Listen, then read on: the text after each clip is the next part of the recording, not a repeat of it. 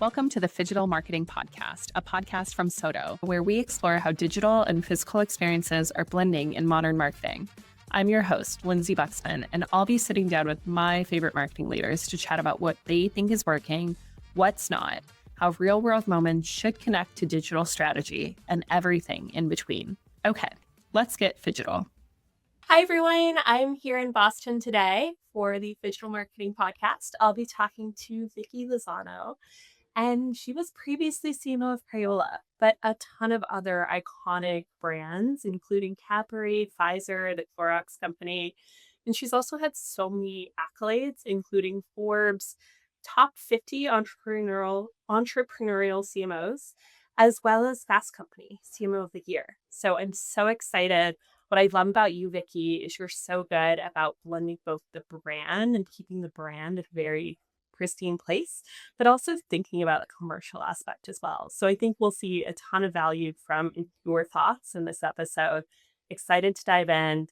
Thank you so much for joining us. Anything you want to start us off with, or anything that's top of mind for you? Well, first of all, I'm great to be here and excited to have this conversation. And I think what you kind of opened with is exactly the space and an option that I'm really passionate about. I'm a brand marketing person by training, but most of the work that I've done has been in broader kind of leadership experiences. So what I've sort of blended well and what I'm really passionate and good at is kind of figuring out how to nurture or build brands and really kind of figure out the space that those brands occupy in people's lives, and then leveraging those insights, those kind of opportunity, those strategic frameworks to create real commercial value. So whether it's, core business and driving and figuring out how to create a thought leadership and a business driving platform on the core business, whether it's around new opportunities and new demographics and new, business extensions or brand new businesses. I've sort of done a little bit of all of them, or actually quite a bit of all of them. And I think that's kind of the special formula that I think is just can be and is incredibly powerful. And I just enjoy really talking and sharing my thoughts on it. I can't wait. Let's dive in. I think we're going to learn so much. Um, You've described yourself as a business growth leader with marketing expertise. What does it look like to approach a broader business challenge through a brand lens? What I've experienced a lot in my career, and I think it was a little surprising to me in the beginning, but I've actually seen it happen multiple times, is sometimes as marketers, we get so focused on what we think we know or the orthodoxies that we may have. Or, well, of course the consumer knows this. And that we sort of lose sight of the fact that things aren't always clear as we think they are. I've been in situations where I've entered very iconic brands where literally everybody I ever met would say, well, of course I know what this brand is about. And yet I would find that within the business itself, there was all these debates. What's the right fit? What's the right fit? Should we be in this business or that business? And I think if you have the right insights, very simple insights, but the right ones, you should not have that debate. You should be focused on debating how to grow the business, not what the right fit is. I've also been in situations and businesses, and we could talk about some examples where the businesses were defined so narrowly. We compete in this category. Well, if you think about it as a certain category definition, you're also limited by the guidelines of the category. So whether it's the size, the pack, the price point, the sort of certain dynamics of how you market, that becomes your limiting framework. But if you think about it, well, we're not really in the arts and crafts business. We are in the creativity business. When I was on the Dentine, we're not in a gum business. We are in helping facilitate close connection business. And if you think about a business that way, it's not only be clear, but think about the platform bigger. It opens up these incredible opportunities, both from the way that you activate and market the brand, whether it's with the consumer, whether it's with your retail partners, and as well as new businesses that you could, get into, and things that you could do that you may not have, thought about it or thought was the right fit if you didn't sort of redefine how you think about the brand, what it represents, and what business you're really, competing in. I love that concept of rethinking in order to find those opportunities and expanding beyond the narrow scope that maybe we're stuck within. What do you think traditional marketers tend to miss when they think about growth? I think a lot of times it's easy to fall into orthodoxies. This is how we do things. Here's what our business is about. And also it's just human nature, right? Sometimes we get so focused on here's what I want to say. And I'm so focused on how to perfect the message that sometimes it's hard to just step back as a consumer and say, if I was on the receiving end of it, would I know what this means? Is it clear? And more importantly, even than that, is it compelling? Is this a thing I'm just going to look at and move on? Or is it compelling enough that I will want to go take action? I will want to, go purchase the product. I will want to do something that the message is compelling me to do. But if you could apply it effectively, I found it to be incredibly powerful, not only to rethink your strategy, to create a framework, a broader framework for the business, but also to create incredibly compelling creative that resonates, that breaks through, that gets a lot of earned presence. And frankly, a lot of the work that I led around Crayola's campaign for creativity was based on exactly this framework. And that has earned 25 industry awards for the breakthrough and the kind of connection that ultimately made with the consumer. So I think that's a very simple but powerful principle if you can execute it well.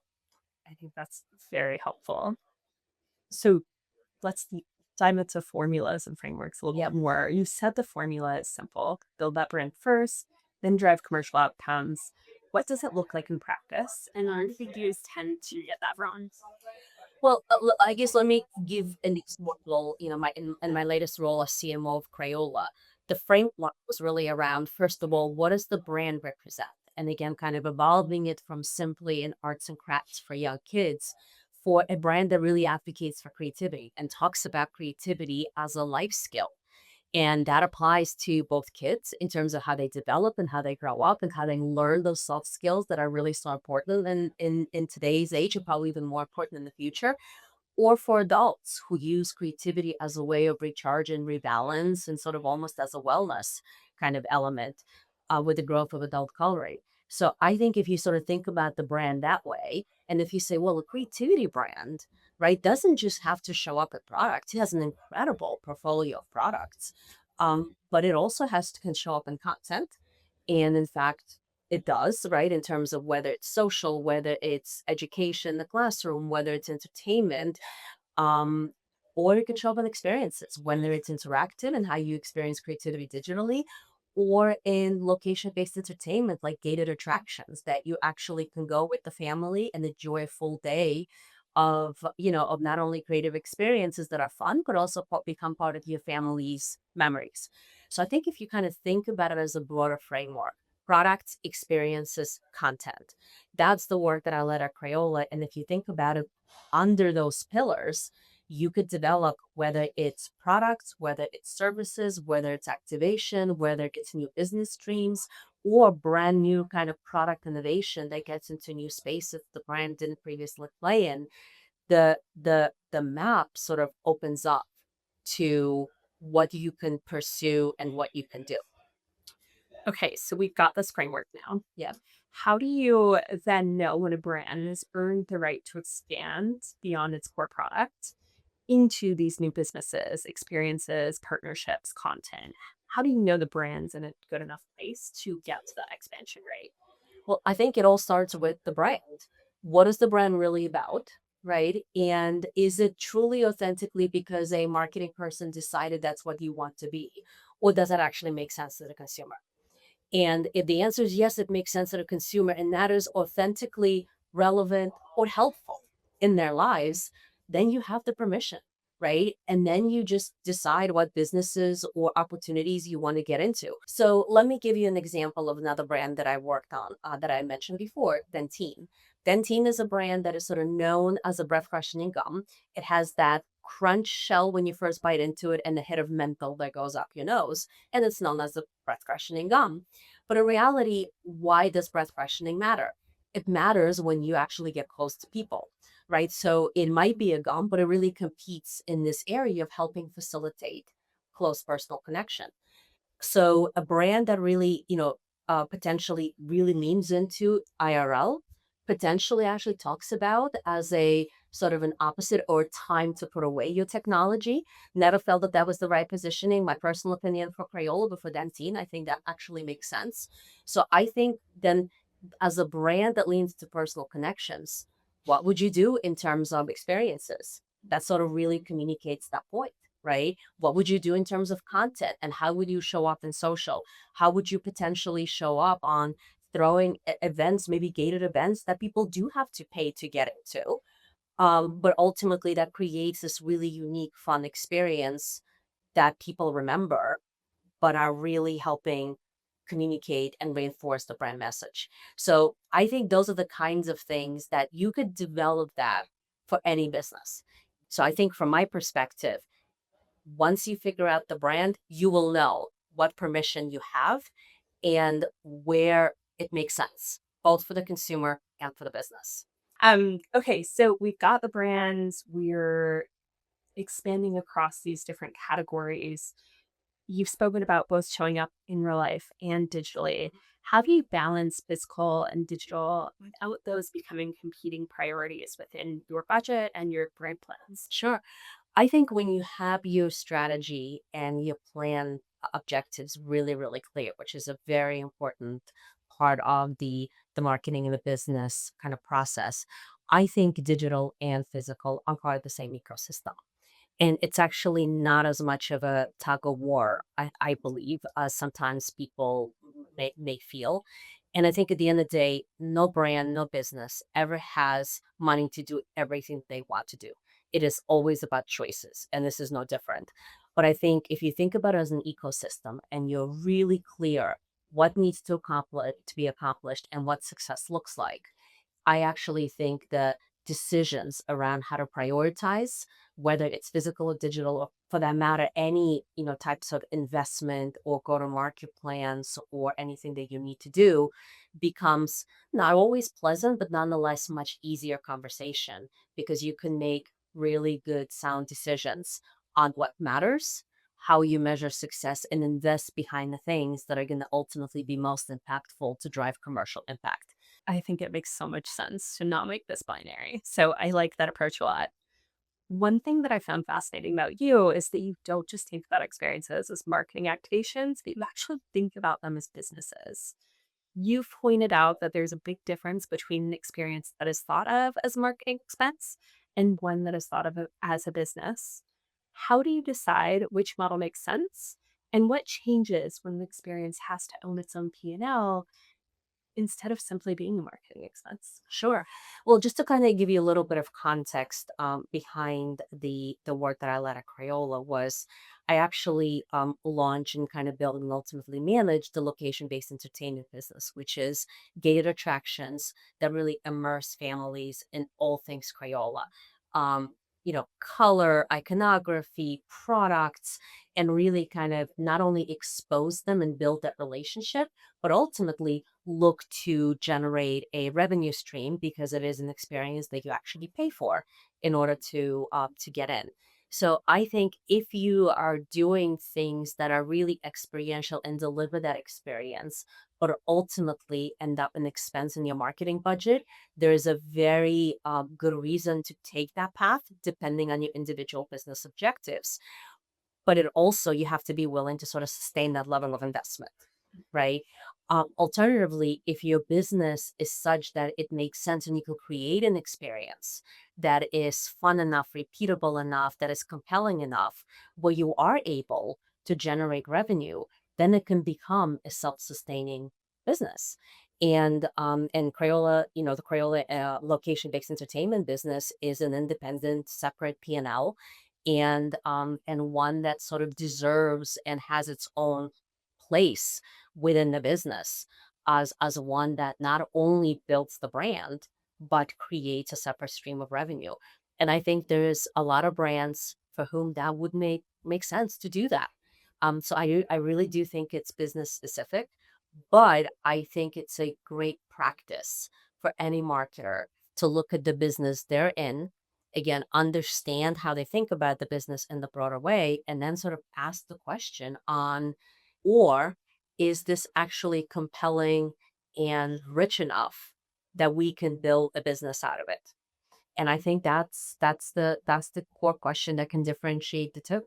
I think it's so iconic that you and your team were behind the Crayola in real life activations. Those were so ahead of their time, just so meaningful for the brands. Let's talk a little bit more about building a commercial flywheel in a way. What are the other ways that the marketing team and the brand can impact the commercials of a business? Well, I think the that's fundamentally our core job, right? Is to drive commercial growth. Any business that we work on that we lead. And I think I kind of think about it that framework in three sort of parts. One is the core business and how do you elevate and drive growth on the core business? How you expand that business into new spaces, whether it's new product innovation and benefits, whether it's new demographic targets, but how do you kind of go beyond what you already do? And then also we talked about new revenue streams. Are there completely new spaces that the business can compete in based on, what we really stand for? I think that model sort of gives a robust way to think about it, all the different ways that you can drive commercial growth. And there's obviously others, but those are kind of like at least an example of three immediate ones. And I think when you think about core business, right, a lot of it really focuses on what is the dynamics in the relationship with your retailers. Are you driving share growth? Are you driving category growth? Are you actually bringing kind of thought leadership to your retail partners in collaboration with your sales teams that allows you to not only have that kind of credibility, but allows you to ultimately leverage that to drive more distribution points or to drive stronger merchandising plans to make sure the retail execution, you're influencing it in a way that actually improves your commercial performance. I think all of those are incredibly important. And a lot of it is kind of like the fundamentals of go to market, of commercial excellence, of getting the right operating rhythms. But I think incredibly important, and I've seen it be incredibly successful to really drive that core business growth dynamic and being able to build the credibility that then allows you to go back and say, hey, I might be a brand that stands for this, but there's a really credible opportunity in adjacent spaces or in new demographic targets, ideally maybe even in different aisles of the store, that allows you to drive a bigger footprint and allows you to bring those truly incremental growth opportunities to the business. And, we've also already talked about new revenue streams where you could say, hey, we could actually credibly compete and have a unique point of difference or point of value to the consumer and new revenue streams. So I think if you think about the commercial framework and you really kind of say, hey, as a marketer, I have to bring that expertise, that credibility, and that unique point of view and skill set. But at the end of the day, it's really cross functional. It's collaboration organizationally to say, here's kind of it can show up across those three pillars to drive commercial growth, and you're able to measure it. And I think that's really the most important thing. New revenue business will have their own P&Ls, and you know exactly, and I've been responsible for those P&Ls directly, so you know exactly what growth you're contributing. New spaces, new aisles, new categories, new demographic targets, again, easily measurable. So you know exactly what the success criteria is and what the business contribution is.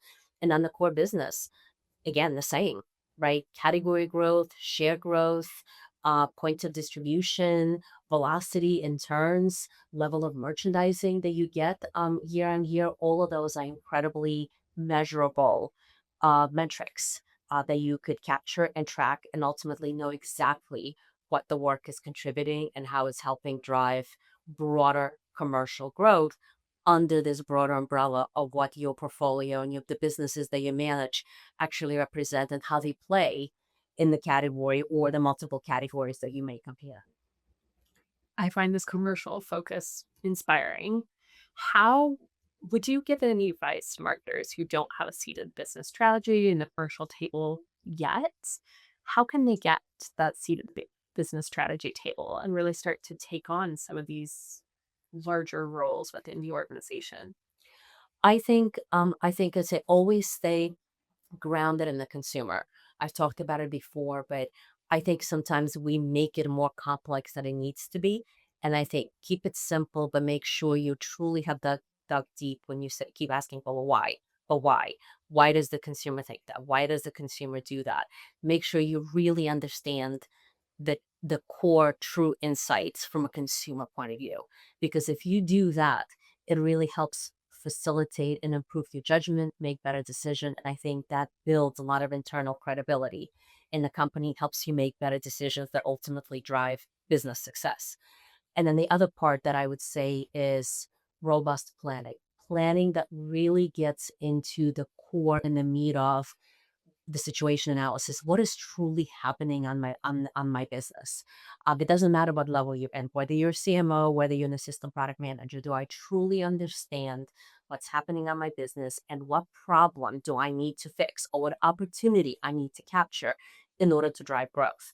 And I think whether you're doing it on a single brand that you may be responsible for or a portfolio of brands, that simple clarity of here's what my business is really what's happening, and therefore, here's my objective strategies and tactics that I need to go after in order to address that issue, to capture that opportunity. And that's very, very clear. Then the rest of the planning, the conversations, the decisions, the execution, which is incredibly important, and executional excellence falls out from that plan. And I think if you get into, as a younger marketer, you get into the discipline of the right insights and the robust planning that gets you the clarity of that kind of thinking, I think you are significantly more likely to deliver the kind of commercial success and the results in the marketplace that ultimately not only grow the business, but help you also personally feel rewarded and see the kind of career progression that you're looking for. Let's talk a little bit more about this portfolio versus single brands. Mhm. How do you define that portfolio and what it collectively stands for? And then how do you decide where to invest, innovate, expand? Sure. Well, I think I've managed portfolios that were in the same category, but also portfolios that were cross category. And those dynamics are a little bit different. But at the end of the day, I think really understanding what's unique and ownable around each brand, but also how do they work together and make sure you really maximize the footprint for the entire organization. And also the robust planning that I had mentioned. I think if you're really clear on each of those businesses, what the issue, what the opportunity, and what has to be true for you to deliver growth, that's when then you're able to say, well, what has to be true for me to get there? What kind of investment? What kind of support are we able to really deliver? Do we have the right capabilities in organizational to be able to do that, or what would we have to build them? And I think through those conversations is where you ultimately decide not only how to allocate your investment between categories, between brands, but also, frankly, how to maximize your probability of success, right? If you get into the discussion of what needs to be true to deliver that growth, and you're really honest with yourself on both the level of investment, the kind of execution you have to deliver, and the capabilities that you need, I think that's the conversation that ultimately enables not only great plans, but the kind of executional excellence, the kind of portfolio prioritization and investment decision making that maximizes the impact and the value of the portfolio and also the investment that you have to work with to be able to maximize revenue, profit, and drive the kind of commercial performance that that any organization is ultimately committed to delivering for planning. Yes. Yes. I love that. And I love that it always comes down to what is the brand and what are the commercials behind it as well. A couple of other businesses that were part of my responsibility in Crayola was the interactive business as well as the launch of Crayola Studios. So on the interactive business, I think a lot of folks often would say, well, isn't Crayola, isn't the crayon kind of the antidote to technology? And I always felt like that was a really just a bad positioning, in my personal opinion, because I feel like it doesn't need to be either or.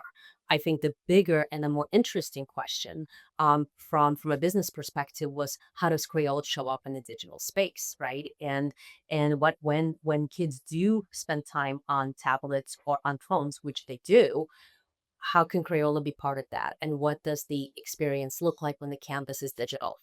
And Crayola has a portfolio of great apps that are revenue generating, that are sort of built on that premise, is how do you deliver really high quality, really exciting, really fun, interactive, creativity based experience that still teach the same things that that physical products do, but in the interactive kind of in the app gaming environment.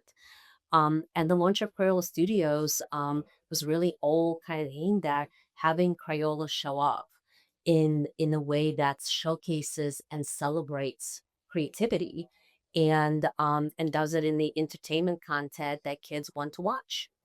And so I think those are just some of the revenue streams that made sense for that brand, right? I think individual businesses will always be different and individual, but I think this broader question of what business are we really in, and how can that business show up in a way that helps me reinforce and really communicate the brand message and the brand positioning that I want to communicate, but also generates revenue that is, maybe helping fund some of the marketing things that we want to do, or actually has its own P&L that generates incremental profit to the company.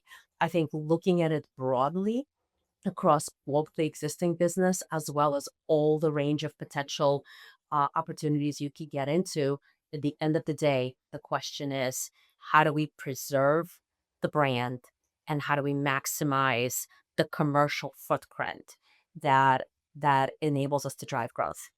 I think it's so creative that you've not just said, oh, crayons are for the physical Yeah, world. it's an ecosystem, right? If you think about it as an ecosystem, and how do you define the ecosystem for your brand? How do you define it for your portfolio?